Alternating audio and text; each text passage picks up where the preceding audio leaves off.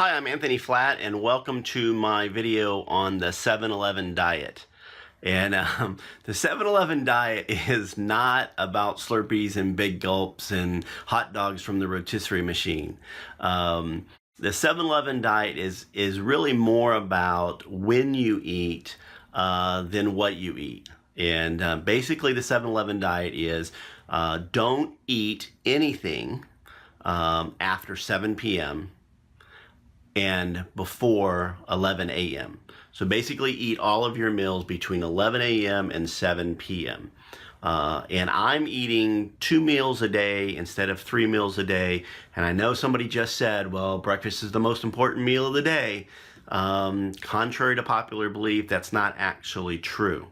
Or in many cases, that's not true. I hate to make blanket statements because for certain people, certain things work certain ways. So I don't want to be the guy that said, this, but go and do some research and you'll find out that breakfast is not necessarily the most important meal of the day. This concept of what I'm calling the 7-Eleven diet is not eating after 7 p.m. and then not eating again until 11 a.m. And the reason is you want to give your body that 16 hours of intermittent fasting, and that's what a lot of people call it, intermittent fasting, of repairing itself. Okay, when you eat food, your body goes working on digesting it, and as long as it's working on digesting it, it can't do other things. It can't fix and repair your body and do other things. And I'm making this really simple, so there's a lot of science and medical science behind it, so I'm not getting very deep into the weeds on this, but go and do some research. Google it, search it, go look at some YouTube videos, try to find some doctors from the Mayo Clinic and John Hopkins, and don't just look at crazy guys that are talking on YouTube videos like me. Go research it. But basically, you're giving your body that time to repair itself and to recover. Drinking lots of water at that point in time. Some people even drink vegetable juice, beef broth, or other kinds of flavored or enhanced water. I don't. I just basically drink water, and then there's one other thing that I do, and I take a ketone supplement that I mix with my water, and that's Keto OS, and there's lots of videos on this channel about Keto OS, so I'm not going to get into Keto OS today, but I drink that twice a day, once at about between 6 and 9 a.m. in the morning, and then once again usually between 1 and 3 o'clock in the afternoon or so. And then if I feel I need to, I might have another one after dinner. But for the most part, I drink 2 of those a day. And when you do this intermittent fasting, you're putting your body into a fasted state, or state traditionally known as the starvation mode, right? You're not eating, so your body is processing what you've eaten before, and usually that process is a 5 to 8 or more hour process.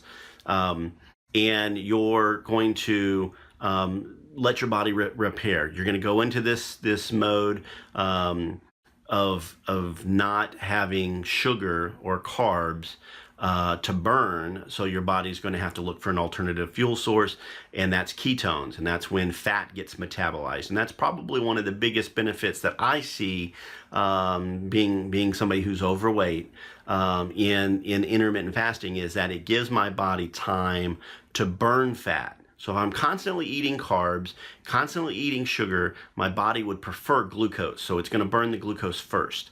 But if I don't constantly give it glucose, if I keep that stuff, if I keep my carbs low, and I like the low carb, high fat diet, but this 7-Eleven diet can work with any meal plan. It can work with low calorie, it can work with just about anything you want. The idea is to give your body time to recuperate and to repair itself. For me, the low carb, high fat works because taking in the higher good fats helps keep my body burning fats, because I'm ingesting fats so that my body has those readily available.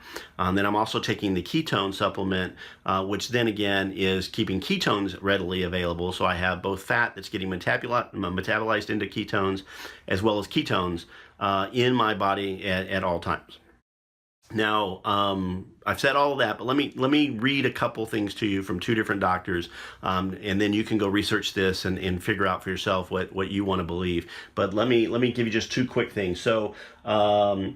Mercola says, contrary to popular belief, breakfast is not the most important meal of the day. In fact, omitting breakfast as part of an intermittent fasting schedule can have many important health benefits, from improving your insulin leptin sensitivity to helping your body more effectively burn fat for fuel.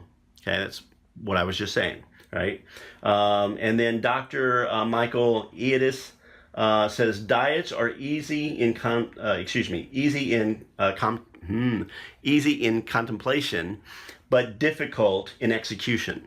Right? Intermittent fasting is just the opposite. It's difficult in the contemplation, but it's easy in the execution. Just basically saying diets are easy to understand, but hard to stay on. Intermittent fasting may be a little more difficult to understand, but it's actually pretty easy to stay on. Just don't eat outside of that window of 11 a.m. to 7 p.m.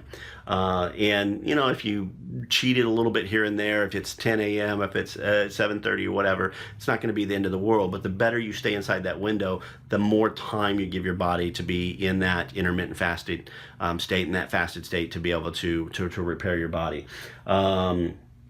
Dr. Edis goes on to say, most of us have contemplated going on a diet when we find a diet that appeals to us. It seems as if it is a breeze to do, but when we get into the nitty-gritty of it, it becomes tough. For example, he says, I stay on a low-carb diet most all the time, but sometimes I think of going on a low-fat diet.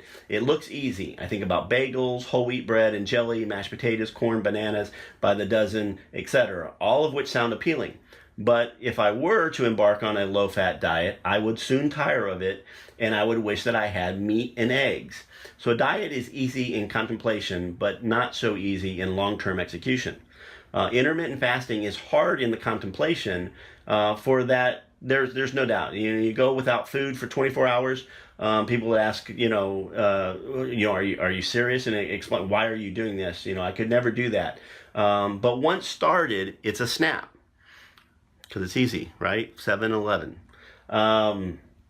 Your food expenditures plummet, and you're not particularly hungry. Although it's tough to overcome the idea of going without food, once you begin the regimen, nothing could be easier. Now, I'll add to that it's easier to not eat when you're not hungry. Okay, so I was victim of the carb cravings, of the sugar cravings, of the hunger pains. So every weight loss program I participated in up until this low carb, high fat ketogenic diet that I'm doing today with my keto supplement, I failed because I would always hit that 9 o'clock bear mode, right? Running through the kitchen, trying to find something to eat, looking in the refrigerator, trying to tear something out of the refrigerator, because I would get these really bad cravings for something to eat. And that's largely because my blood sugar levels were low, and there's some science behind that. But by not needing the blood sugar, by not needing the carbs, by using ketones for fuel, by using fat for fuel, fat burns like coals, whereas sugar and carbs burn like kindling, like twigs. So it burns really, really fast. That's why they tell you eat every 2 hours. So you eat, and then it burns off, and then you eat again, and then it burns off, and you eat again. Well, by consuming a low carb, high fat, good fats diet, you're able to stay full. You don't get the hunger pains, and by keeping enough ketones in your body, you fight that off. That's why people that initially go into a starvation mode, after a period of adjustment, they're no longer hungry. Even though they haven't eaten, they're no longer hungry. So we could do this just by not eating and starving ourselves, but that doesn't sound like a lot of fun to me. So for me, I just drink my Keto OS twice a day, and that helps me. So I drink my Keto OS in the morning, go about my day. I'm not hungry, and around 11, 11:30, 12 o'clock, I start getting hungry. I have a low carb, high fat meal, a protein, maybe some eggs, maybe some avocado, maybe some broccoli or cauliflower or asparagus, or some salad, and I eat a pretty reasonable meal. And then I go about my day, and at 6:30, 7 o'clock, I have another meal with good proteins, some good high fat, and keep my carbs as low as possible. So hopefully you find that entertaining. Hopefully you find that helpful. That is my 7-Eleven diet. And of course I called it the 7-Eleven diet because it's entertaining. Has nothing to do with going and having big gulps and Slurpees. But I think if you're looking for something to try, you should definitely try this because I found it very easy. I get to eat the foods I want to eat. I can still eat steak, and I can still eat pork chops and chicken with the skin on, and eat good proteins, and still eat fish and seafood, and then eat vegetables and salad. And I'm not hungry. So I'm losing weight by not being hungry. So I'm Anthony Flatt. Hopefully you found this useful and valuable. If you did, please like the video. Comment below if you have any questions. I love answering questions and trying to go and research if somebody says, well, what about this? So if you have any questions, please put them in the comments below. And if you like the videos on my channel, if you would, please subscribe to the channel, and I'll get you more videos like this and the ones that are already on the channel. Take care.